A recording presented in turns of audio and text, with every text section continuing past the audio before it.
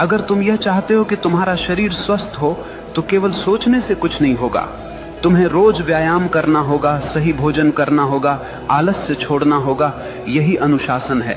अगर तुम यह चाहते हो कि तुम्हारा जीवन ज्ञान से भरा हो तो केवल यह चाहना कि काश मैं बुद्धिमान बनूं बेकार है। तुम्हें किताबें पढ़नी होंगी, ध्यान करना होगा, अपने भीतर प्रश्नों को गहराई से देखना होगा। यही अनुशासन है। याद रखना, चाहत बीज है और अनुशासन उसका पानी। बीज कितना भी महान क्यों न हो, अगर उसे पानी न मिले तो वह सूख जाएगा। ठीक वैसे ही तुम्हारी चाहतें बिना अनुशासन के मर जाती हैं। आज दुनिया में लाखों लोग सपने देखते हैं, लेकिन केवल वही लोग सफल होते हैं जिनके पास अनुशासन है, क्योंकि सपनों को हकीकत तक पहुंचाने का काम केवल अनुशासन ही करता है। और अनुशासन कोई कैद नहीं है, अनुशासन तो आजादी है। आजादी इस बात की कि तुम अपने ही आलस्य, अपनी ही कमजोरियों और अपने ही डर से मुक्त हो जाओ।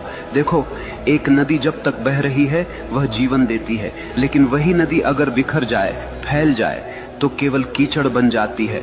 अनुशासन नदी के किनारों जैसा है जो तुम्हारी ऊर्जा को दिशा देता है, गहराई देता है और तुम्हें तुम्हारे मंजिल तक ले जाता है। इसलिए अगर तुम सच में वही बनना चाहते हो जो तुम चाहते हो तो केवल चाहने से कुछ नहीं होगा।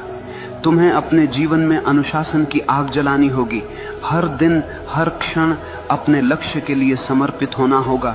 और जब चाहत और अनुशासन मिलते हैं तो चमत्कार होता है। तब मनुष्य वही बनता है जो वह चाहता है।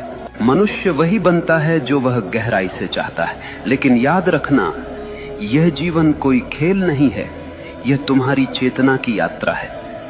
अगर तुम अपने भीतर नीच विचार रखोगे तो तुम जीवन को नरक बना लोगे, और अगर तुम अपने भीतर ऊंचे विचार, गहरी चाहत और अनुशासन रखोगे तो यही जीवन तुम्हें स्वर्ग बना देगा। सवाल ये नहीं है कि दुनिया तुम्हारे खिलाफ है या साथ में है, सवाल यह है कि तुम अपने साथ हो या नहीं।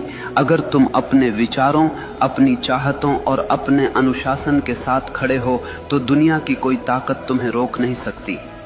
याद रखना, भाग्य बाहर से नहीं आता, भाग्य तुम्हारे भीतर से जन्म लेता है। जैसे तुम सोचते हो, जैसे तुम चाहते हो, जैसे तुम जीते हो, वही तुम्हारा भविष्य बनता है।